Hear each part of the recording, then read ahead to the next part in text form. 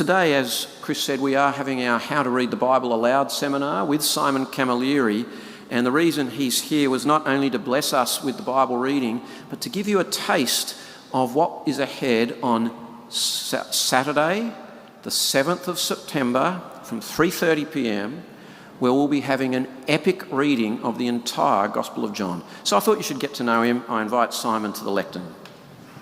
Simon, why do you love reading the Bible aloud? I love reading the Bible aloud because I think it's meant to be read aloud.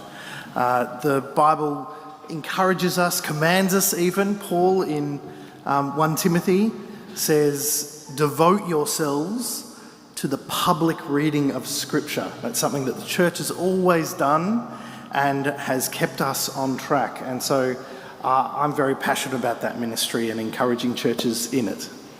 So in September, we're encouraging people to meet Jesus in John's Gospel. They'll be preaching from John on Sundays, and your public reading, it's a unique, possibly in your lifetime, you will not get another opportunity like this to hear the whole Gospel of John in one sitting. Why do you love meeting Jesus in John's Gospel especially? I've always loved John's Gospel. I don't know if you've read John's Gospel, you see it's got lots of big, bold themes and it's very poetic. But I love how it's so personal too. It's written by a first-hand eyewitness who speaks of his testimony and really longs for people through his testimony to come to meet Jesus and see Jesus and believe in him. So, yeah, I believe that. And it was 30 years ago for you. Yes, yeah, 30, I worked out it was 30, back in 1994, people introduced me to Jesus and I was captured by the Gospel of John as well. So it's a real privilege to, 30 years later, be sharing it with everyone. Okay, it's maybe 2.5, 3 hours with an interval to hear the whole of the Gospel of John. Why should people look forward to it, and in particular invite friends to come along with them? There's something about reading the whole and hearing the whole at once. I love going on YouTube and watching little clips from movies, but at a certain point you've got to watch the movie. Yeah. There's a little phrase that I've been saying lots, that there's some vistas you can't see until you climb the mountain.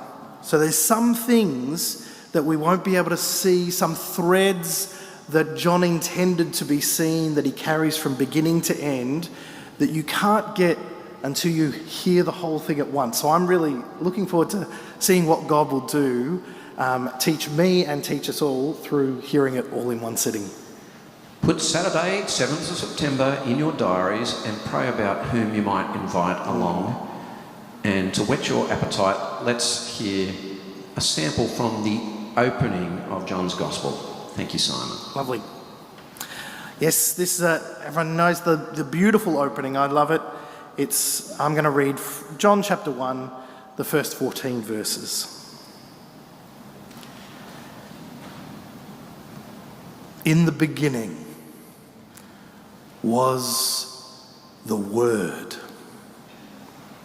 and the Word was with God, and the Word was God. He was with God in the beginning. Through him, all things were made. Without him, nothing was made that has been made. In him was life, and that life was the light of all mankind. The light shines in the darkness, and the darkness has not overcome it. There was a man sent from God whose name was John. He came as a witness to testify concerning that light, so that through him all might believe. He himself was not the light. He came only as a witness to the light. The true light that gives light to everyone was coming into the world. He was in the world, and though the world was made through him, the world did not recognize him. He came to that which was his own, but his own did not receive him. Yet to all who did receive him, to those who believed in his name, he gave the right to become children of God. Children born not of natural descent, nor of human decision, nor of husband's will, but born of God. The Word became flesh and made his dwelling among us.